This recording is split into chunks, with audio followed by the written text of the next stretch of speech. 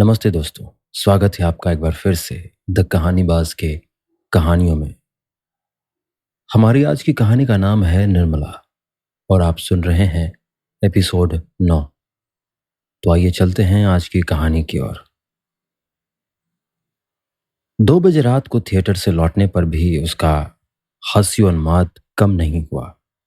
उसने एक लड़के की चारपाई उलट दी, कई लड़कों के कमरे के द्वार बाहर से बंद कर दिए और उन्हें भीतर खटखट करते सुनकर हंसता रहा। यहां तक कि छात्रालय के अध्यक्ष महोदय की नींद भी शोरगुल सुनकर खुल गई और उन्होंने मनसाराम की शरारत पर खेद प्रकट किया। कौन जानता है कि उसके अंतस्थल में कितनी भीषण क्रांति हो रही है। संदेह के निर्दय आघात ने उसकी लज्जा और आत्मसम्मान को कुचल डाला है। उसे अपमान और तिरस्कार का लेश मात्र भय नहीं है। ये विनोद नहीं, उसकी आत्मा का करुण विलाप है। जब और सब लड़के सो गए तो वो भी चारपाई पर लेटा, लेकिन उसे नींद नहीं आई। एक क्षण के बाद वो उठ बैठा और अपनी सारी पुस्तकें बांधकर संदूक में रख दी। जब मरना ही है तो पढ़कर क्या होगा। जिस जीवन में ऐसी ऐसी बाधाएं हैं, ऐसी ऐसी यातनाएं हैं, उससे मृत्यु कहीं अच्छी। ये सोचते सोचते तड़का हो गया। 3 रात से वो एक क्षण भी ना सोया था। इस वक्त उठा तो उसके पैर थर थर कांप रहे थे और सिर में चक्कर सा आ रहा था। आंखें जल रही थी और शरीर के सारे अंग शिथिल हो रहे थे। दिन बढ़ता जा रहा था और उसमें इतनी शक्ति भी ना थी कि उठकर मुंह हाथ धो डाले। एकाएक उसने भूंगी को रुमाल में कुछ लिए हुए कहार के साथ आते देखा। उसका कलेजा सन्न हो गया। हाय ईश्वर, वे आ गई। अब क्या होगा। भूंगी अकेले नहीं आई होगी, बग्गी जरूर बाहर खड़ी होगी। कहाँ तो उससे उठा ना जाता था, कहाँ भोंगी को देखते ही दौड़ा और घबराई आवाज में बोला, अम्मा जी भी आई हैं क्या रे। जब मालूम हुआ कि अम्मा जी नहीं आई तब उसका चित्त शांत हुआ। भोंगी ने कहा, भैया कहते हैं मैंने उनकी कुछ भी शिकायत नहीं की है। मुझसे आज रोकर कहने लगी, उनके पास ये मिठाई लेती जा और कहना मेरे कारण क्यों घर छोड़ दिया है। कहाँ रख दूं ये थाली। मनसाराम ने रुखाई से कहा, थाली अपने सिर पर पटक दे चुड़ैल, यहां से चली जा मिठाई लेकर। खबरदार जो फिर कभी इधर आई, सौगात लेकर चलिए। जाकर कह देना मुझे उनकी मिठाई नहीं चाहिए। जाकर कह देना तुम्हारा घर है, तुम रहो वहां, वे बड़े आराम से है, खूब खाते और मौज करते हैं। सुनती है बाबूजी के मुंह पर कहना।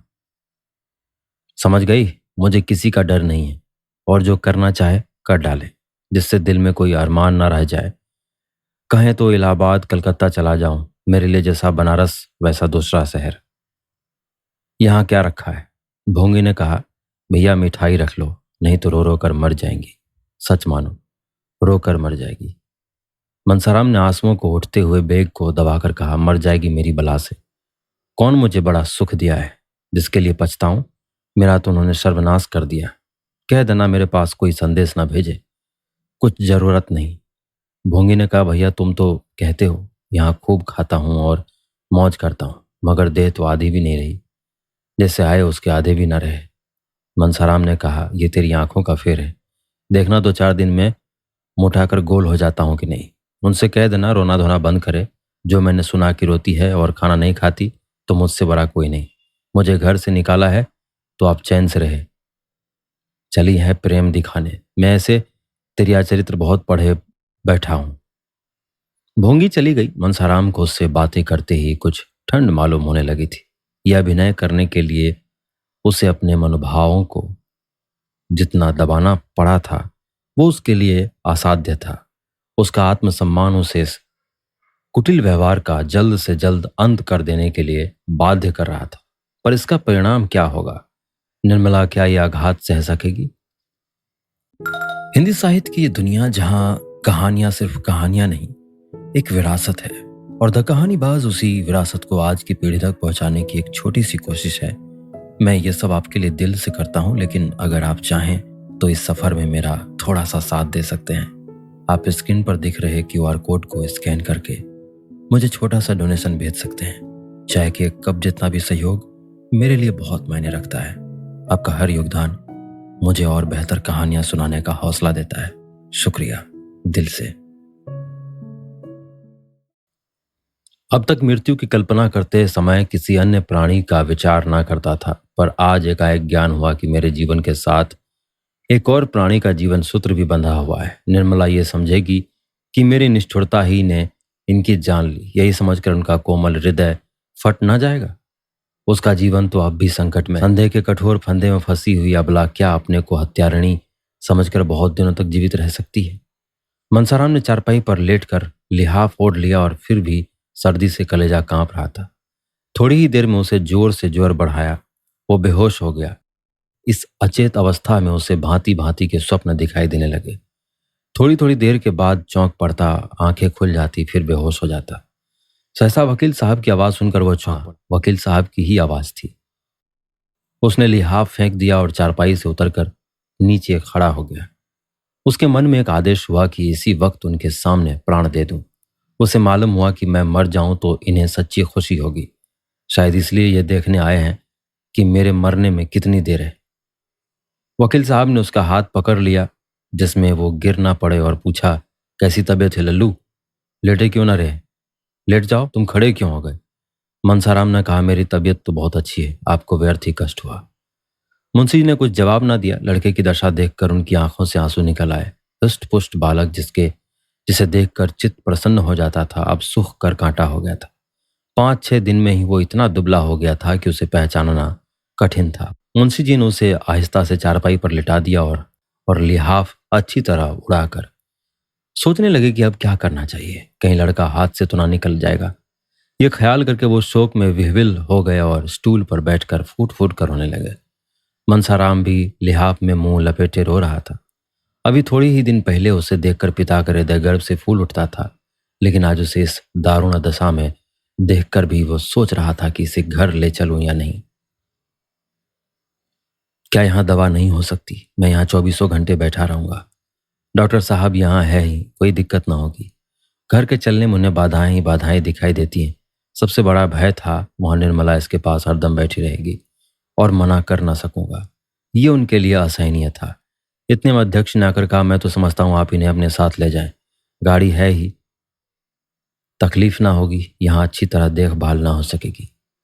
मुंशी जी ने कहा, हाँ आया तो मैं इसी ख्याल से था, लेकिन इसकी हालत बहुत ही नाजुक मालूम होती है। जरा सी असावधानी होने से सरसाम हो जाने का भय है। अध्यक्ष ने कहा, यहां से इन्हें ले जाने में थोड़ी सी दिक्कत जरूर है, लेकिन ये तो आप खुद सोच सकते हैं कि घर पर जो आराम मिल सकता है वो यहाँ किसी तरह नहीं मिल सकता। इसके अतिरिक्त किसी बीमार लड़के को यहाँ रखना नियम विरुद्ध भी है। मुंशी जी ने कहा, कहिए तो मैं हेडमास्टर से आज्ञा ले लूं। मुझे इनको यहाँ से इस हालत में ले जाना किसी तरह मुनासिब मालूम नहीं होता। अध्यक्ष ने हेडमास्टर का नाम सुना तो समझे कि यह महाशय धमकी दे रहा है। जरा तिनक कर बोले, हेडमास्टर नियम विरुद्ध कोई बात नहीं कर सकते। मैं इतनी बड़ी जिम्मेदारी कैसे ले सकता हूँ? अब क्या हो? क्या घर ले जाना ही पड़ेगा? यहाँ रखने का तो बहाना था कि ले जाने से बीमारी बढ़ जाने की शंका है। यहाँ से ले जाकर अस्पताल में ठहराने के लिए कौन बहाना है? जो सुनेगा वो यही कहेगा कि डॉक्टर की फीस बचाने के लिए लड़के को अस्पताल में फेंका है। पर अब ले जाने के सिवा और कोई उपाय न था। अगर अध्यक्ष महोदय इस वक्त रिश्वत लेने पर तैयार हो जाते तो शायद 2-4 साल का वेतन ले लेते, लेकिन कायदे के पाबंद लोगों में इतनी बुद्धि, इतनी चतुराई कहाँ? अगर इस वक्त मुंशी जी को कोई आजीवन ऐसा उर्ज सुझा देता जिसमें मनसाराम को घर न ले जाना पड़े तो वो उसका एहसान मानते। सोचने का समय भी नहीं था। अध्यक्ष महोदय शैतान की तरह सिर पर सवार थे। विवश होकर मुंशी जी ने दोनों भाइयों को बुलाया और मनसाराम को उठाने लगे। मनसाराम अर्ध चेतना की दशा में था। चौंकर बोला, क्या है, कौन है? मुंशी जी ने कहा, कोई नहीं बेटा, मैं तुम्हें घर ले चलना चाहता हूँ, आओ गोद में उठा लो। मनसाराम ने कहा, मुझे क्यों घर ले जाना चाहते हो? मैं वहां नहीं जाऊंगा। मुंशी जी ने कहा, यहाँ तो रह नहीं सके, नियम ही ऐसा है। मनसाराम ने, कुछ भी हो वहां ना जाऊंगा, मुझे और कहीं ले चलिए, किसी पेड़ के नीचे, किसी झोपड़ी में, जहां चाहे रहिए, पर घर ना ले चलिए। अध्यक्ष ने मुंशी जी से कहा, आप इन बातों का ख्याल ना करें, ये तो होश में नहीं है। मनसाराम ने कहा, कौन होश में नहीं है? मैं होश में नहीं हूँ। किसी को गालियां देता हूँ, दांत काटता हूँ, क्यों होश में नहीं? मुझे यहीं पड़ा रहने दीजिए, जो कुछ होना होगा यहीं होगा। अगर ऐसा है तो मुझे अस्पताल ले चलिए, वहां पड़ा रहूंगा। जीना होगा तो जीऊंगा, मरना होगा तो मरूंगा, लेकिन घर किसी तरह भी ना जाऊंगा। यह जोर पाकर मुंशी जी फिर अध्यक्ष से मिन्नतें करने लगे, लेकिन वो कायदे का पाबंद आदमी कुछ सुनता ही न था। अगर छूत की बीमारी हुई और किसी दूसरे लड़के को छूत लग गई तो कौन उनका जवाबदेह होगा। इस तर्क के सामने मुंशी जी की कानूनी दलीलों भी मात हो गई। आखिर मुंशी जी ने मनसाराम से कहा, बेटा तुम्हें घर चलने से क्यों इनकार हो रहा है? वहां तो सभी तरह का आराम हो। मुंशी जी ने कहने को ये बात कह दी, लेकिन डर रहे थे कि कहीं मनसाराम चलने पर राजी ना हो जाए। वो मनसाराम को अस्पताल में रखने का कोई बहाना खोज रहे थे और उसकी सारी जिम्मेदारी मनसाराम ही के सिर पर डालना चाहते थे।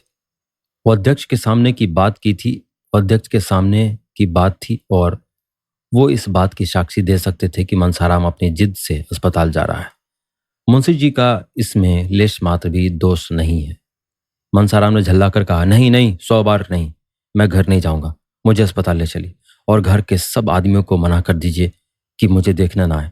मुझे कुछ नहीं हुआ है, बिल्कुल बीमार नहीं हूं, आप मुझे छोड़ दीजिए, मैं अपने पाँव पाँव से चल चल सकता हूं।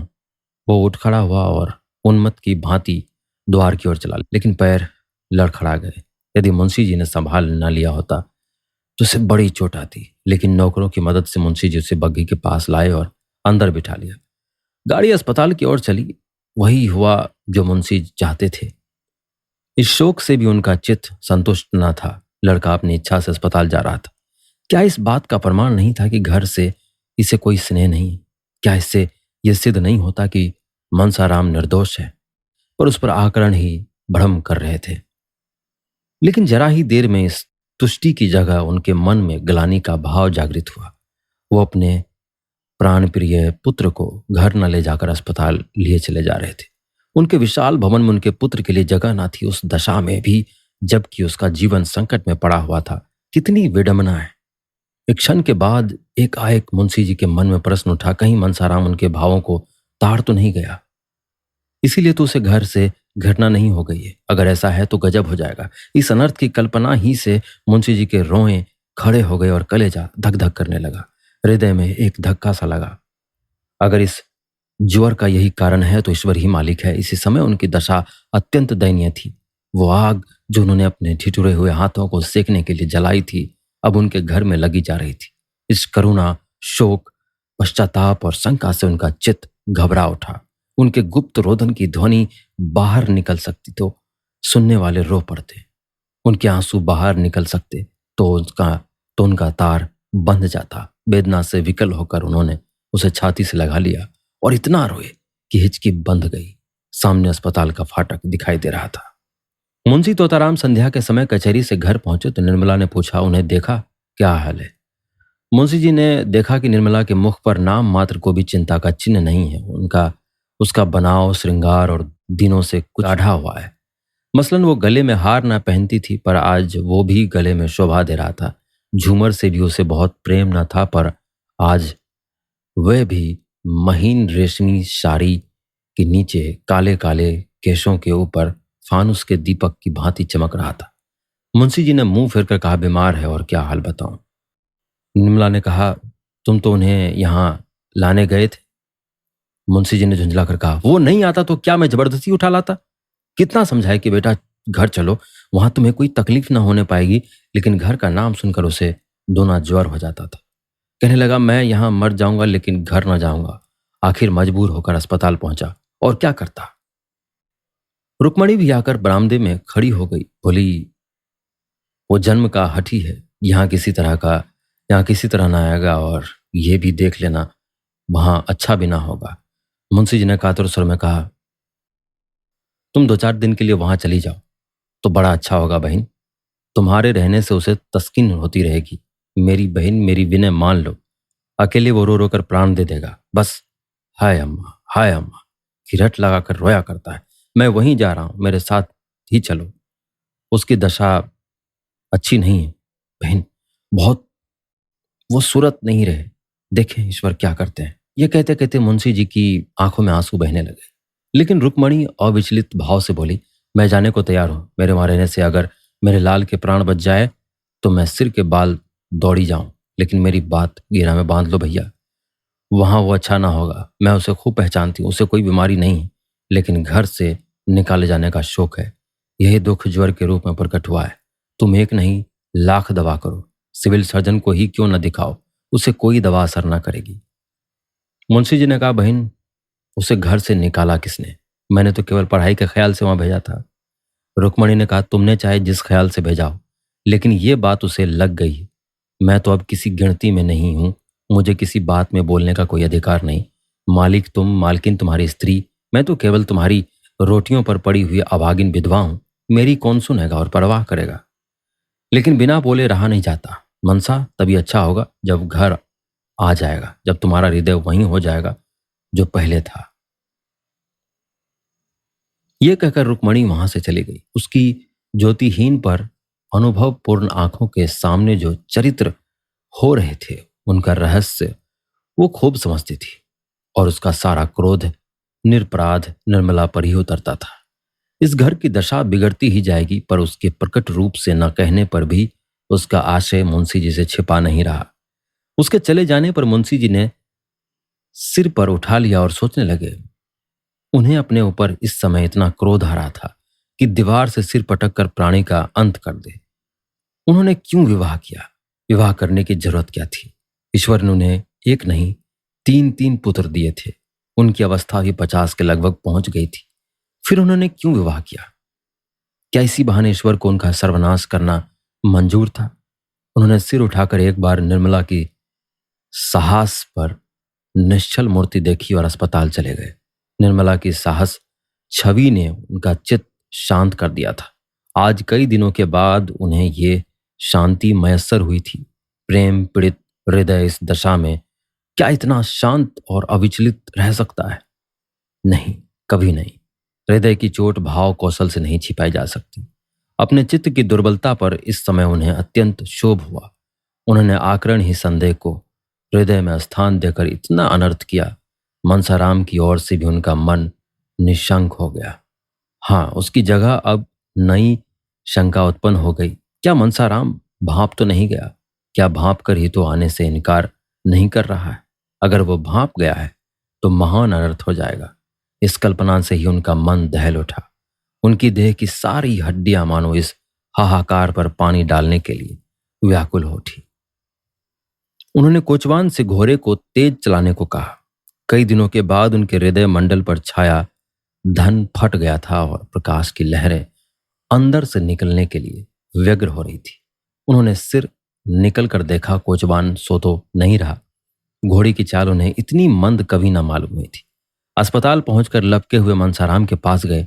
देखा तो डॉक्टर साहब उसके सामने चिंता में मग्न थे। मुंशी जी के हाथ पांव फूल गए। मुंह से शब्द ना निकल सका। भरभराई हुई आवाज में बड़ी मुश्किल से बोले, क्या हाल है डॉक्टर साहब? ये कहते कहते वो रो पड़े, और जब डॉक्टर साहब के उनके प्रश्न का उत्तर देने में एक क्षण विलंब हुआ, तब तो उनके प्राण वहीं समा गए। उन्होंने पलंग पर बैठकर अचेत बालक को गोद में ले लिया। देह तवे की तरह जल रही थी। मनसाराम ने एक बार आंखें खोली। आह, कितनी भयंकर और उसके साथ ही कितनी दीन दृष्टि थी।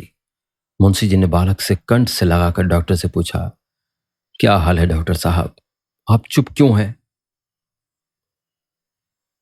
डॉक्टर ने संदिग्ध स्वर में कहा, हाल जो कुछ है आप देख ही रहे हैं। 106 डिग्री का ज्वर है, और मैं क्या बताऊं, अभी ज्वर का प्रकोप बढ़ता ही जाता है। मेरे किए जो कुछ हो सकता है कर रहा हूं। ईश्वर मालिक है। जब से आप गए हैं 1 मिनट के लिए भी यहां से नहीं हिला, भोजन तक नहीं कर सका। हालत इतनी नाजुक है कि 1 मिनट में क्या हो जाएगा नहीं कहा जा सकता। यह महाज्वर है, बल्कि होश बिल्कुल होश नहीं है। रह रहकर डिलीरियम का दौरा सा हो जाता है। क्या घर पर इन्हें किसी ने कुछ कहा है? बार बार अम्मा जी तुम कहाँ हो, यही आवाज मुंह से निकलती है। डॉक्टर साहब कह ही रहे थे कि सहसा मनसाराम उठकर बैठ गया और धक्के से मुंशी जी को चारपाई के नीचे ढकेल उन्मत्त स्वर में बोला, क्यों धमकाते हैं आप? मार डालिए, मार डालिए, अभी मार डालिए। तलवार नहीं मिलती, रस्सी का फंदा है, या वो भी नहीं है, मैं अपने गले में लगा लूंगा। हाय अम्मा, तुम कहाँ हो? ये कहते कहते वो फिर अचेत होकर गिर पड़ा। मुंशी जी एक क्षण तक मनसाराम के शिथिल मुद्रा की ओर व्यथित नेत्रों से ताकते रहे। फिर सहसा उन्होंने डॉक्टर साहब का हाथ पकड़ लिया और अत्यंत दीनतापूर्ण आग्रह से बोले, डॉक्टर साहब, इस लड़के को बचा लीजिए, ईश्वर के लिए बचा लीजिए, नहीं तो मेरा सर्वनाश हो जाएगा। मैं अमीर नहीं हूं, लेकिन आप जो कुछ कहेंगे वो हाजिर करूंगा। इसे बचा लीजिए। मैं मैं सब खर्च कर दूंगा। इसकी ये दशा नहीं है देखी जाती। हाय मेरा होनहार बेटा।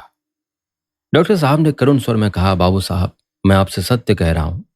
मैं इनके लिए अपनी तरफ से कोई बात उठा नहीं रखा हूं। अब आप दूसरे डॉक्टर से सलाह लेने को कहते हैं। अभी डॉक्टर लहरी, डॉक्टर भाटिया और डॉक्टर माथुर को बुलाता हूं। विनायक शास्त्री को ही बुलाई लेता हूं। लेकिन मैं आपको व्यर्थ का आश्वासन नहीं देना चाहता। हालत नाजुक है।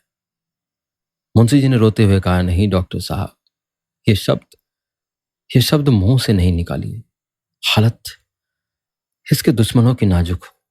ईश्वर मुझ पर इतना कोप ना करेंगे। आप कलकत्ता बम्बई के डॉक्टर को तार दीजिए। मैं जिंदगी भर आपकी गुलामी करूंगा। यही मेरे कुल का दीपक है। यही मेरे जीवन का आधार है। मेरा हृदय फटा जा रहा है। कोई ऐसी दवा दीजिए जिससे इसे होश आ जाए। मैं जरा अपने कानों से इसकी बात सुनूं कि इसे क्या कष्ट हो रहा है। हाय मेरा बच्चा। डॉक्टर साहब ने कहा, आप जरा दिल को तस्कीन दीजिए। आप बुजुर्ग आदमी हैं। यूं है करने और डॉक्टरों की फौज जमा करने से कोई नतीजा ना निकलेगा। शांत होकर बैठिए। मैं शहर के डॉक्टरों को बुला रहा हूं। देखिए क्या कहते हैं। आप तो खुद ही बदहवास हो जाते हैं। मुंशी जी ने कहा, अच्छा डॉक्टर साहब, मैं अपना बोलूंगा, जबान ना खोलूंगा। आप जो चाहे करें। बच्चा अब आपके हाथ में है। आप ही उसकी रक्षा कर सकते हैं। मैं इतना ही चाहता हूं कि जरा बस होश आ जाए, मुझे पहचान ले, मेरी बातें समझने लगे। क्या कोई ऐसी संजीवनी बूटी नहीं है कि मैं इसे दो चार बातें कर लेता। ये कहते कहते मुंशी जी आवेश में आकर मनसाराम से बोले, बेटा जरा आंखें खोलो। कैसा जी है? मैं तुम्हारे पास बैठा रो रहा हूं। मुझे तुमसे कोई शिकायत नहीं है। मेरा दिल तुम्हारी तरफ से साफ है। डॉक्टर साहब ने कहा। फिर आपने अनर्गल बातें करनी शुरू की। अरे साहब, आप बच्चे नहीं हैं, बुजुर्ग आदमी हैं। जरा धैर्य से काम लीजिए। मुंशी जी ने कहा, अच्छा डॉक्टर साहब, अब ना बोलूंगा। खता हुई। आप जो चाहे कीजिए। मैंने सब कुछ आप पर छोड़ दिया है। कोई उपाय ऐसा नहीं है जिससे मैं इसे इतना समझा सकूं कि मेरा दिल साफ है। आप आप ही कह दीजिए डॉक्टर साहब, कह दीजिए। तुम्हारा अभागा पिता बैठा रो रहा है। उसका दिल तुम्हारी तरफ से बिल्कुल साफ है। उसे कुछ भ्रम हुआ है। वो अब दूर हो गया है। बस इतना ही कह दीजिए। मैं और कुछ नहीं चाहता। मैं चुपचाप बैठा हूं, जबान तक नहीं खोलता, लेकिन आप इतना जरूर कह दीजिए। डॉक्टर ने कहा, ईश्वर के लिए बाबू साहब, जरा सब्र कीजिए, वरना मुझे मजबूर होकर आपसे कहना पड़ेगा कि घर जाइए। जरा दफ्तर में जाकर डॉक्टरों को खत लिख रहा हूं। चुपचाप बैठे रहिए। निर्दयी डॉक्टर। जवान बेटे की यह दशा देखकर कौन पिता है जो धैर्य से काम लेगा। मुंशी जी बहुत गंभीर स्वभाव के मनुष्य थे। वो भी जानते थे कि इस समय हाय हाय मचाने से कोई नतीजा नहीं, लेकिन फिर भी इस समय शांत बैठना उनके लिए असंभव था। अगर देवगति से वो बीमार होता तो वो शांत हो सकते थे, दूसरों को समझा सकते थे, खुद डॉक्टरों को बुला सकते थे। लेकिन क्या ये जानकर भी धैर्य रख सकते थे कि ये सब उनकी आग लगाई हुई है? कोई पिता इतना वज्र हृदय हो सकता है? उनका रोम रोम इस समय उन्हें धिक्कार रहा था। उन्होंने सोचा, मुझे ये दुर्भावना उत्पन्न ही क्यों हुई? मैंने क्यों बिना किसी प्रत्यक्ष प्रमाण के ऐसी भीषण कल्पना कर डाली? अच्छा, मुझे उस दशा में क्या करना चाहिए था? जो कुछ उन्होंने किया उसके सिवाय और क्या करते, इसका वो निश्चय ना कर सके। वास्तव में विवाह के बंधन में पड़ना ही अपने पैरों में कुल्हाड़ी मारना था। हाँ, यही सारे उपद्रव की जड़ है। हमारी आज की कहानी में बस इतना ही। आशा करता हूं ये कहानी आपको पसंद आ रही होंगी। इसी तरह बने रहिए हमारे साथ और सुनते रहिए द कहानीबाज। धन्यवाद। हिंदी साहित्य की ये दुनिया जहां कहानियां सिर्फ कहानियां नहीं, एक विरासत है, और द कहानीबाज उसी विरासत को आज की पीढ़ी तक पहुंचाने की एक छोटी सी कोशिश है। मैं ये सब आपके लिए दिल से करता हूं, लेकिन अगर आप चाहें तो इस सफर में मेरा थोड़ा सा साथ दे सकते हैं। आप स्क्रीन पर दिख रहे QR कोड को स्कैन करके मुझे छोटा सा डोनेशन भेज सकते हैं। चाहे कि एक कप जितना भी सहयोग मेरे लिए बहुत मायने रखता है। आपका हर योगदान मुझे और बेहतर कहानियां सुनाने का हौसला देता है। शुक्रिया दिल से।